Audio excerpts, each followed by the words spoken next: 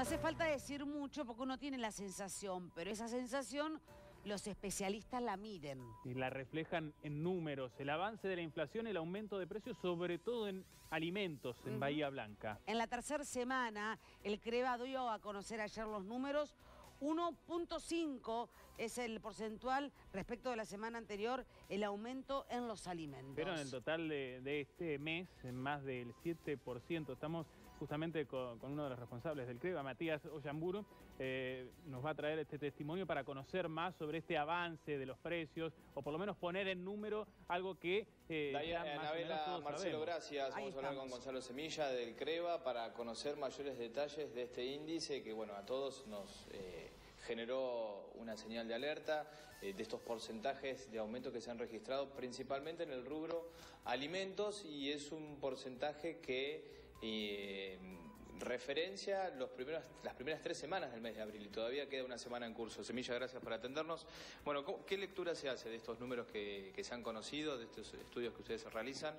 ¿Qué indican y bueno, qué es lo que se espera para este mes de abril? Bien, bueno, a ver, lo que indican es que en principio en abril esperamos cierta desaceleración de precios, sobre todo cuando transcurrimos un mes de marzo con un 5,3% de inflación en Bahía Blanca y un 6,7% a nivel nacional. Pero lo que estamos observando es que no está ocurriendo esa desaceleración. Por lo menos en lo que es el capítulo de alimentos y bebidas, nosotros observamos que en la tercera semana de abril tuvimos un aumento del 1,5% con respecto a la segunda semana de abril. Y básicamente ahí observamos distintos aumentos. Por ejemplo, bebidas alcohólicas y no alcohólicas, en la tercera semana de abril hay aumentos del 4 y 5% en una sola semana. ¿Sí? Tenemos en condimentos 3,5% y en lo que son lácteos y carnes, que son de gran ponderación o de gran peso dentro de este capítulo, cerca del 2 al 3%. Eso cuando hacemos una lectura de la semana 3 con respecto a la semana 2. Cuando nosotros vemos el acumulado, que es lo que vos mencionabas recién, las conclusiones son las siguientes. ¿Qué pasó en las primeras 3 semanas de abril respecto al mes completo de marzo? Es decir, a las 4 semanas de marzo. Y lo que tenemos es un aumento muy grande, que es el que nos está llamando la atención, que es de 7,5%. Es muy grande. Yo te diría que no encontramos este número desde abril del año pasado. No tuvimos nunca un valor acumulado de este estilo. Siempre fueron menores, 2, 3, 4%, pero 7,5% no. ¿Y qué vemos ahí? Digamos, aumentos muy grandes en el subgrupo alimentos semipreparados, con un 14%, y también entre el 9 y el 12% tenemos cereales, carnes y lácteos. Realmente no terminó el mes y este es el capítulo más importante, uno de los de mayor peso dentro de la canasta, y ya nos está dando un indicio de lo que puede pasar. Es decir, posiblemente, muy posiblemente sea este capítulo más alto, la variación de precios, que el mes de marzo. Obviamente tenemos que ver qué es lo que pasa en el resto de los capítulos, que es educación, ver si las cuotas de los colegios siguen subiendo, las prepagas, el combustible, digamos, etcétera. Las comunicaciones, hay que ver qué pasa en vivienda, digamos, hay un montón, en recreación, transporte, hay que ver qué es lo que pasa en el resto de los capítulos para ver si el índice de abril va a estar similar o por encima del mes pasado. Y de estos elementos que se observan, ¿hay algo que haya bajado su precio? Sí, a ver, lo que es una desaceleración. Por ejemplo, el subrubro de verduras hemos tenido un valor negativo en la semana 3 de menos 4%. Sabemos que lo que es fruta y verdura es muy volátil.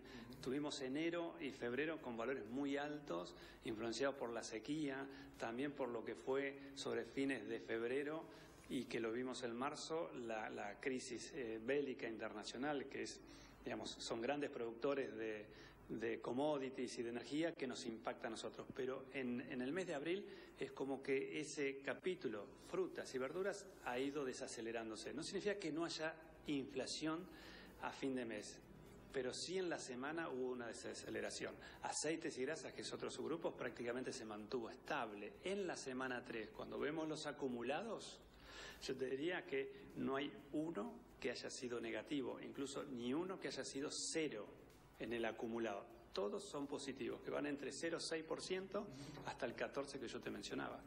Anabela, Marcelo los escucha, Gonzalo Semilla. Hola Gonzalo, Anabela Tarabelli te saluda, ¿cómo estás?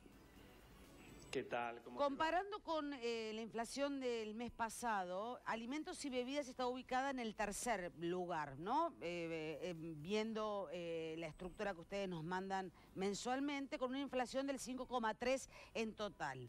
Ahora bien, si ya estamos en 7,5 de alimentos, ¿va a ser la primera o puede ser superior aún por si aumentó más comunicaciones o si aumentó más educación? No sé si me explico con la pregunta, digo, porque si ya estamos en 7,5 en alimentos... Si puede haber algo peor que alimentos. Claro, ¿cuánto más para arriba se va a ir?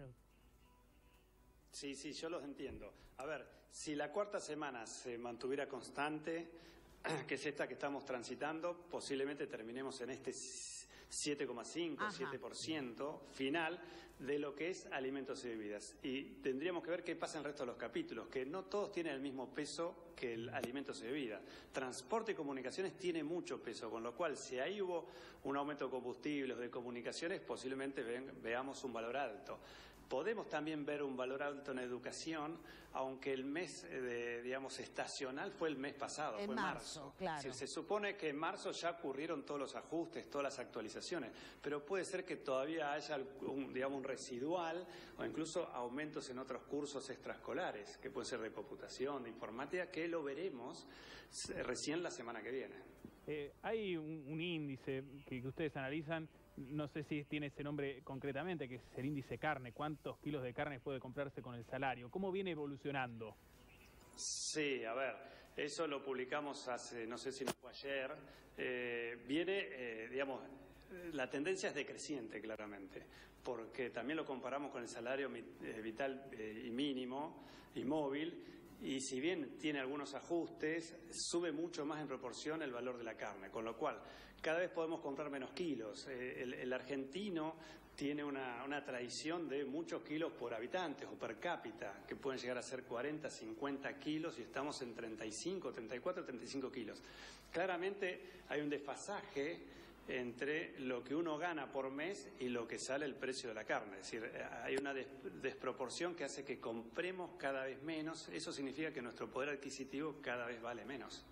¿Y en números podés compararnos cuánto de salario y cuánto llenar un carrito? Digo, ¿cuál es la diferencia? Es cada vez... está cada vez más separada, ¿no? La balanza se va inclinando muy rápido, digo, en el mes de abril se terminó como de desfasar. A ver, en general los salarios, la actualización de los salarios a través de las paritarias van por detrás de la inflación. Sí. Siempre ocurre, con lo cual, no alcanzamos nunca a tener, o nos cuesta mucho tener un salario real positivo. Eso significa que, obviamente, cada vez que vamos a un supermercado, para comprar lo mismo tenemos que gastar más. Es muy sencilla la cuenta. Ahora, si tenemos siempre el mismo salario, entonces podemos gastar 10.000 pesos, pero compramos menos. Entonces el changuito va cada vez más vacío o menos lleno. Eso está claro. No tengo yo el dato, concreto numérico, pero también observamos que una familia de 4 personas necesita, para estar por encima del umbral de la pobreza, arriba de 100.000 pesos. Y esto no incluye la propiedad, no incluye si uno quiere hacer un curso extracurricular, no incluye si quiere pagar un club, ir a una obra de teatro, salir a almorzar, salir a cenar.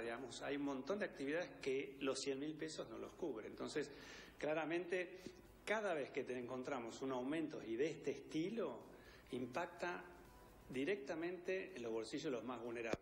Uno decía años atrás, más vulnerables. Hoy estamos diciendo clase media. Ya en la clase media nos está impactando también. Muchas gracias, Gonzalo, muy amable. Gracias. No, por favor, gracias a ustedes.